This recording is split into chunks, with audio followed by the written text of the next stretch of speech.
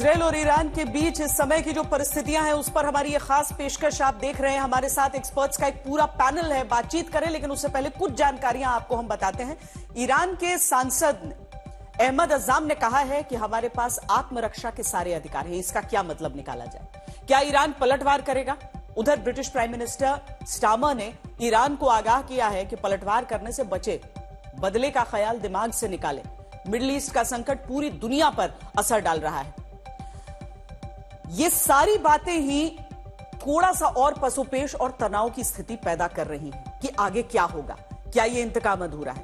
Lieutenant general राज शुक्ला, क्या आप इस बात से सहमत हैं कि ईरान के ऊपर जो ये एक अटैक इजराइल की तरफ से हुआ आज सुबह सुबह, क्या ये पूरा हो गया है या फिर एक इंस्टॉलमेंट हम समझे इजराइल की फितरत को देखते हुए? देखिए श्वेता जी, इजराइल की जो मिलिट्री है या आईडीएफ, उसकी सराहना जो है दो बिंदुओं पे की जाती है। एक जिसे कहते हैं इनविंसिबिलिटी, अजेयता, और दूसरी उसकी स्वतंत्रता, कि क्या वो स्वतंत्र रूप से जो ईरान इजराइल के दुश्मन हैं उनसे लोहा लेने के लिए, मतलब क्या वो उसमें सक्षम है या नहीं। जो कल का जो हमला हुआ है, मेरी नजर में तो शायद दोनों चीजों पे प्रश्न होते। देखिए, पहले नेतन्याहू साहब ने कहा रेजीम थ्रेटनिंग स्ट्राइक पैकेज। उनके जो रक्षा मंत्री हैं गलांट, उन्होंने कहा था जॉ ड्रॉपिंग। अब वो सब तो पतंगबाजी निकली। ऐसा तो कुछ हुआ नहीं। बड़ा मामूली सा हमला था, मध्यम दर्जे का कंसिलिएटरी सा हमला। अब ऐसा क्यों हुआ? मेरी समझ में एक तो ये, I think it is a very US regulated strike. तो जो अमेरिका का दबाव था इजराइल पर, वो कामयाब हुआ। देखिए, आप खबरें उड़ रही हैं कि करीब रात के 2 बजे साइप्रस से अमेरिकन रिफ्यूलर्स उड़े। तो मतलब ये है कि इजराइल के पास ये क्षमता थी नहीं कि बियॉन्ड 1000 किलोमीटर्स वो अपने बूते पर ये हमला कर सके। ऐसा लग रहा है कि जो पूरा टारगेटिंग अरे है, उसका इंट है, वो भी अमेरिका के सहायता या मदद से हुआ। स्टैंड ऑफ टारगेटिंग हुई है। इजराइल ने ईरान के एयर स्पेस में वो दाखिल नहीं हुए उनके जहाज। इराक के इलाके से उन्होंने ये स्टैंड ऑफ टारगेटिंग की है। और इसके कुछ कारण हैं। जो 1 अक्टूबर को जो ईरान ने हमला किया था, उसके बाद काफी खबरें ऐसे उड़ी हैं, और जो हिजबुल्लाह हमला कर रहे हैं अपने रॉकेट फोर्सेस का, कि जो उनका ईरान आयरन डोम सिस्टम है, उसकी क्षमता में काफी गिरावट आई। पीपल से इट्स ओनली अबाउट 30% इफेक्टिव। इसलिए अमेरिका ने वो पूरा थार्ड सिस्टम मूव किया करीब 100-200 सोल्जर्स के साथ। तो जो पहले जैसे मैंने कहा, जो अजेयता थी, इनविंसिबिलिटी और स्वायत्तता थी कि इजराइल अपने बूते पर सबको वहां पर ठीक कर देगा, वो नहीं हुआ है। हाँ, जो मोहरे हैं ईरान के, हिजबुल्लाह और हमास, उन पर तो घातक हमले हुए हैं। पर ये जो ईरान पे हमला, इसको मैं पूरी तरह से सफल नहीं बताऊं। एक और चीज भी समझने की जरूरत है। ईरान को भी रूस से काफी मदद मिली। S-400 सिस्टम्स, उनके जो जनरल शोइगु हैं, वो 1-2 हफ्ते से वहां दौरा कर रहे हैं। ये बड़ी खबरें हैं कि रूस और ईरान के बीच एक सैन्य समझौता होने वाला है। तो अब मेरे समझ में ये जो लड़ाई है, ये सिर्फ ईरान और इजराइल के बीच में नहीं है। जैसे यूरोप में एक प्रॉक्सी वॉर हो रही है यूएस और रशिया के साथ, उसके कुछ रूप हमें यहां दिख रहे हैं। तो इजराइल में अपने बूते पर यह क्षमता नहीं है। हाँ, मोहरों को ठीक कर सकती है, बट ईरान को उस प्रकार के घातक नुकसान पहुंचाए जैसे इजराइल नेतन्याहू साहब ने कहा था, रेजीम थ्रेटनिंग। और इसलिए जब I think when Blinken travel to Tel Aviv और उन्होंने समझाया इजराइल को, तो इजराइल मान गया और वो घातक हमला नहीं हुआ है। पर ये जो दौर है हमला और पलटवार का, ये हकीकत रहा है कि अगर हम इन सभी क्षेत्रों में देखें, कहीं पर भी देखें दुनिया में, तो सिर्फ युद्ध नहीं होता है दो देशों की सेनाओं या फिर प्रॉक्सीज में ही अगर हम कह लें, वहां पर राजनीति बहुत बड़ी चीज होती है। जब 7 अक्टूबर का भी हमला, जी एक चीज मैं जोड़ दूं। There is a lovely phrase I read in one of these articles that this is a grand moment for of ramping in the Middle east.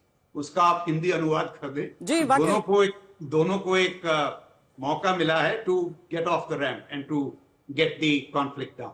सही। और जनरल मेस्टन, 7 अक्टूबर को जब पिछले साल वो पूरा वाकया हुआ, उसके बाद से ये भी सबने देखा, मैं खुद वहां पर थी इजराइल में, और उस समय नेतन्याहू के विरुद्ध भी प्रोटेस्ट मार्चेस निकाले जाते थे, क्योंकि पॉलिटिकली उनको नहीं पसंद किया जा रहा था, उनके बेटे के भ्रष्टाचार में नाम आ रहे थे, वो सारी चीजें थी, उनके कई एक्शंस उस चीज पर निर्भर रहे।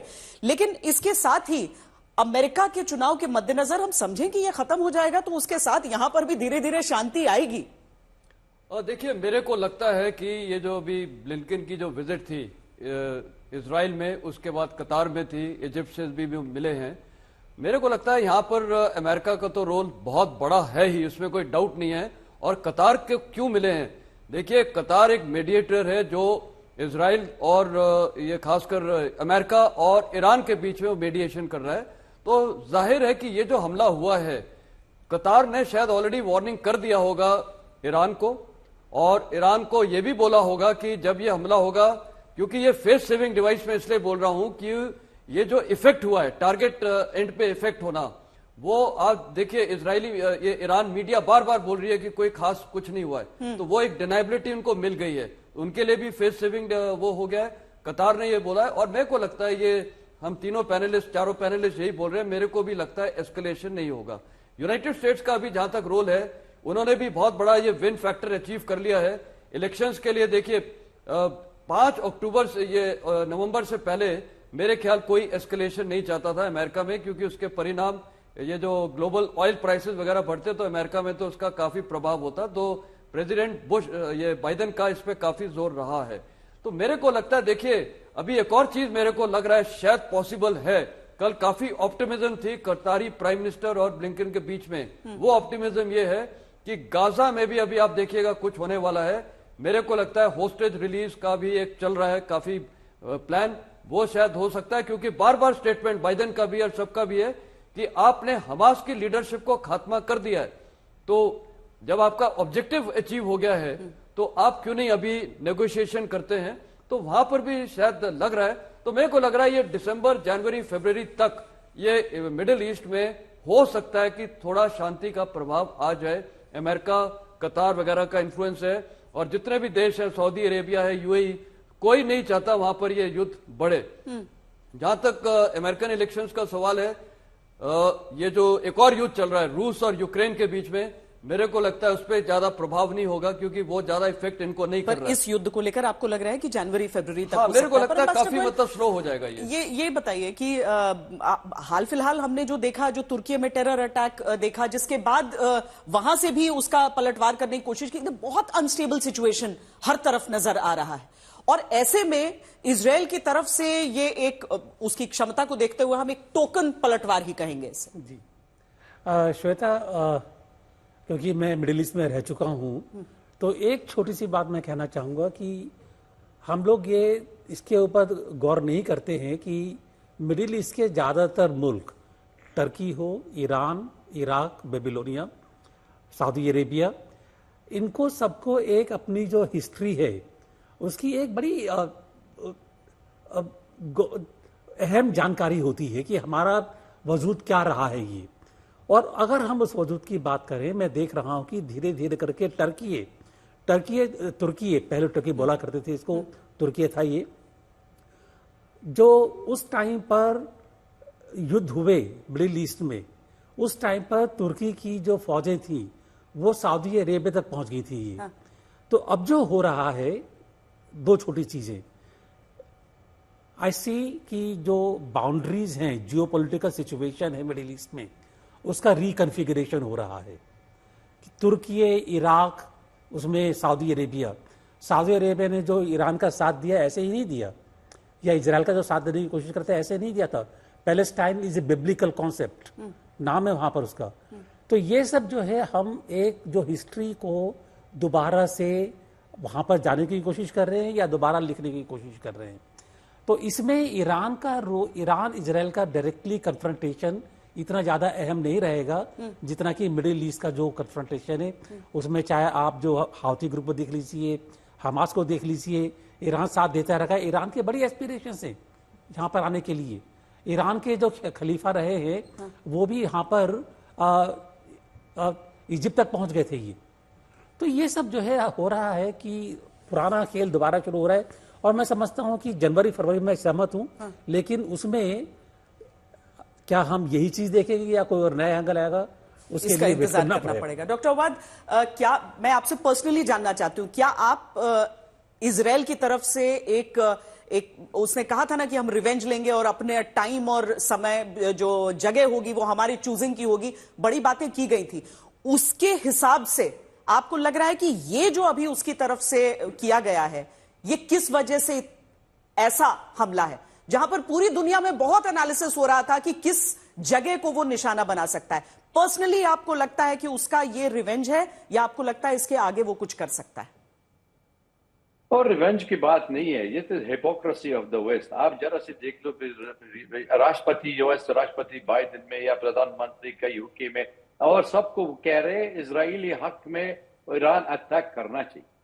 लेकिन अभी जब तक अटैक कर चुका है और सबको कह रहे ईरान के लिए कंट्रोल योरसेल्फ, ये मेरे को समझ भी नहीं आया ये किसने अग्रेसर है, किसने मतलब विक्टिम है। ये तो दुनिया में है, सारी दुनिया मालूम हो गया है, this is the spoiled boy of the West. Israel में जब तक उनकी फ्री हैंड मिल रहा था, हमास के अंदर है, आप समझते हो, आप लोग कह रहे इजराइल हमास, इजराइल का इजराइल हिजबुल्लाह, ये Shweta it is not against Hezbollah और नॉट अगेंस्ट हमास।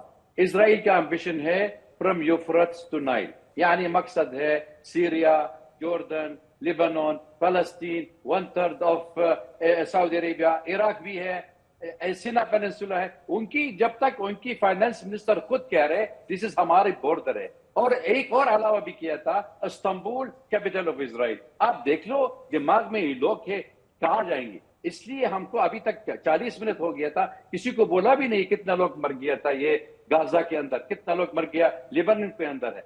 मतलब आप देख लो, जब सबसे बड़ी है खबर, ये कम से कम 45,000 लोग मर गया, 70% बच्चों के लिए गाजा के अंदर, 2,500 के लिबानीज वाले मार दिया था, 12,000 तो वाले के लोग इंजर्ड हो गए। अभी तक उन्होंने सीरिया भी अटैक किया था कल रात को, और ईरान भी अटैक भी कर दिया था, और सारी दुनिया कह रहे सिर्फ 7 अक्टूबर के बाद उन्होंने याद आ गया था, ये तो गाजा स्ट्रिप का शुरू हो गया था, जब तक इजरायली वाले का लोग नुकसान हो गया। लेकिन अब तक 75 साल के पहले किसी को बात नहीं कर रहा है। ये हमारा फलस्तीनी कितनी बार उन्होंने 5 दफा कर चुका है, गाजा स्ट्रिप इन्वेड किया था इजरायली में, और कोई लोग तो कहते नहीं कुछ। तो इसलिए हम लोग ये कहने, अगर हम लोग 2 स्टेट सोल्यूशन होना चाहिए, अगर इजराइल शांति मांग रहे तो implement UN security council resolution. एक कहानी खत्म। जनरल बेस्टन, नेतन्याहू को भी अपनी जनता को जवाब देना है। ऑब्जेक्टिव सिर्फ ये नहीं कि हमास को खत्म करना था, उसे ऑब्जेक्टिव तो ये भी था ना कि वो 101 जो हॉस्टेजेस बचे हुए हैं वो वापस आने चाहिए इजराइल। इनफैक्ट एब्सोल्युटली, क्योंकि ये हॉस्टेज जनरल सोई, हाँ, हॉस्टेज का सवाल तो बहुत अहम है, क्योंकि अब जो सिचुएशन है, जैसे कि पहले बाकी स्पीकर ने बताया कि हमास की कमर तोड़ दी गई है, हिजबुल्लाह को भी काफ़ी नुकसान पहुंचा दिया कि हालांकि हिजबुल्लाह अभी भी फायर कर रहा है, काफ़ी मिलिट्री बेस पर हमला किया, नेतन्याहू के घर पर हमला किया, सक्षम है, लेकिन एक काफ़ी हद तक उनको बहुत बड़ा नुकसान पहुंचा दिया गया है। तो अभी जो बातचीत चल रही है, ये जो टोकन अटैक हुए हैं, ये बड़े इंपॉर्टेंट है, क्योंकि ये फेस सेविंग बात है।